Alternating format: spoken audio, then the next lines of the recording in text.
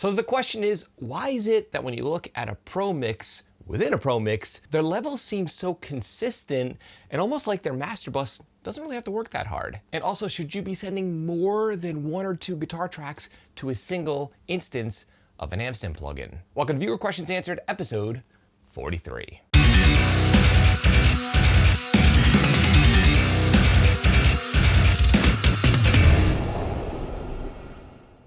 So without any further ado, let's dive into this excellent group of questions submitted by subscribers. Okay, our first question here comes from Mr. Grease. Hey Bobby, hope you're doing well.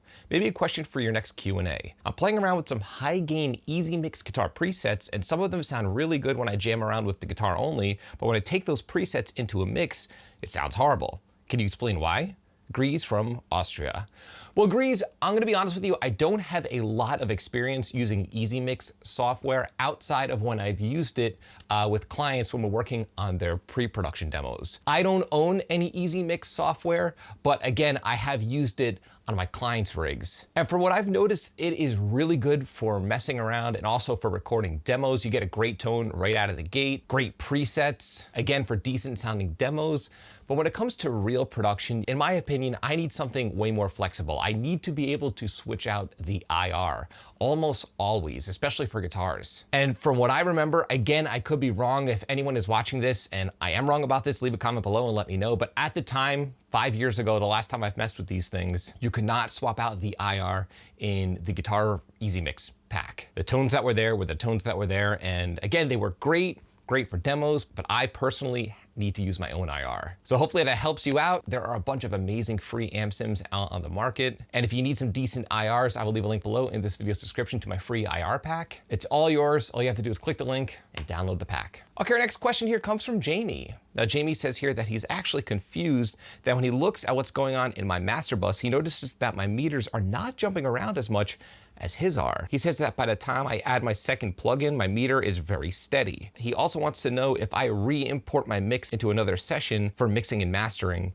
outside of the mixing session. Okay, well, Jamie, this is a great question. And the truth is, it comes down to just taming transients, specifically on your drum bus. Here's what a lot of people tend to do. They buy, for example, Ozone and think that Ozone is going to save their lives on their 2 bus or their mastering bus. This isn't the way it works. If you want a loud master that sounds natural, you have to take care of the mix within the mix itself. And a lot of this comes down to just, again, taming transients properly on your drum bus with subtle clipping or even subtle limiting, and maybe even tape saturation. By taming your drums, you will be able to turn up your mix louder and you'll have more headroom. And also you'll notice when you watch pro mixers, they'll have less movement going on in their 2 bus before they even really add too many plugins or inserts on their 2 bus. So you're gonna wanna pay close attention to your drum transients. And to answer your second question, I do it both ways. If I'm working on a big album and there are a lot of songs, sometimes I will master all of the songs in one giant session so I can quickly reference the other songs. But if I'm doing a single or an EP, I'll often just master that song right within the mixing session itself. It really depends on what's gonna save me the most time, if I'm being honest with you. So Jamie, thank you so much for asking such a great question, and hopefully that points you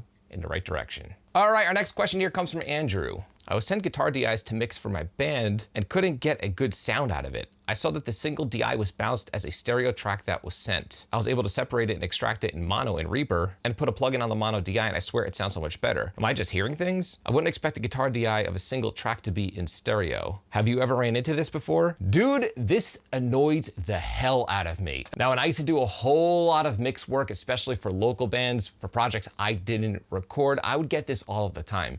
People don't understand that they need to export mono files, and what they'll end up doing is exporting stereo instances of a mono source, making our jobs as mixers way more complicated. So yes, what you're describing makes sense. It sounds like he may have been using Logic or something like that. And of course he bounced stereo outputs when they should have been mono. Now, the only reason why I could think of them sounding different is technically if you're still running, depending on your DAW, if you're still running a mono instance of an AmpSim and it's getting double the signal, you're gonna be overloading the AmpSim versus if you're only sending a single instance of that exact same track i.e. a mono track, the amp sim will be receiving less signal. Now, if you have a stereo instance of an amp sim, technically it should just sound louder. The tone shouldn't be different. But either way, I always prefer to work with mono files. Most pro mixers do. It simplifies things, and that's how they were recorded in the first place anyway. So what you're doing is completely normal. It's exactly what I do, and hopefully you don't have to keep dealing with stereo files being sent your way. A quick note here, if you're mixing for other people, I always send out a PDF with my mixing requirements, which helps saves me time by not having to repeat these things over and over and over again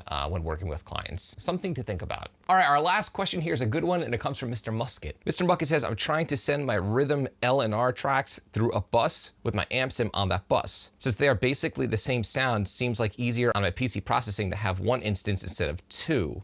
As this goes down the board, the numbers increase, but using the bus with the amp sim really cuts down on the overall number / processing. Is this correct thinking? Also, I'm having hell with that bus track screwing up the pans. I seem to have pans set right in the send and also on the fader, but I'm using PreSonus. Any tips on setting up a bus with an amp sim? Okay, dude, here's the thing. You know, people try to do this to save CPU power, but you have to be very, very, very careful. We have to remember amp sims are designed to see a single DI. Unless you're using a stereo instance, then they're designed to see a single DI per side. Once you start sending multiple DI tracks to a single instance of an amp sim, that's like sending multiple guitars to a physical amp in the real world.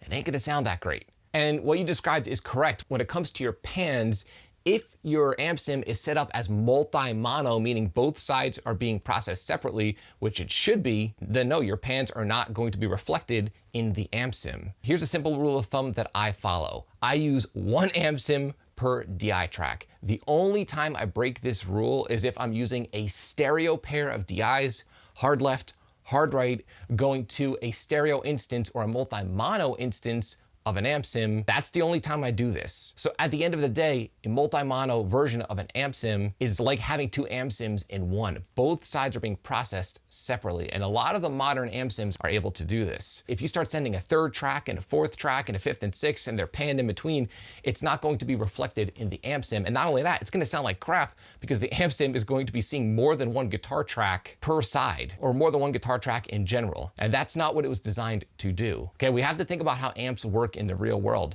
Amp sims work in the same way. Just think of it like this. If you had a buddy over, would you have both of you guys being fed into the same amp, into the same input?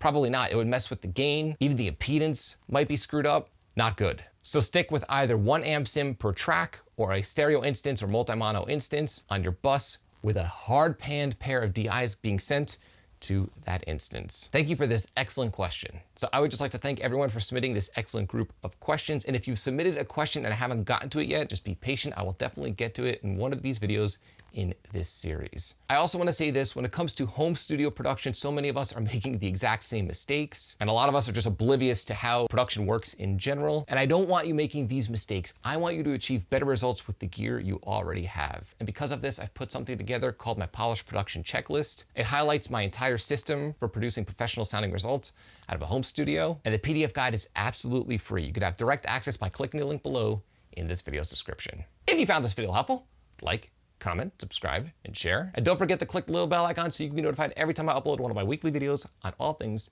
metal and rock production. Till next time, happy mixing.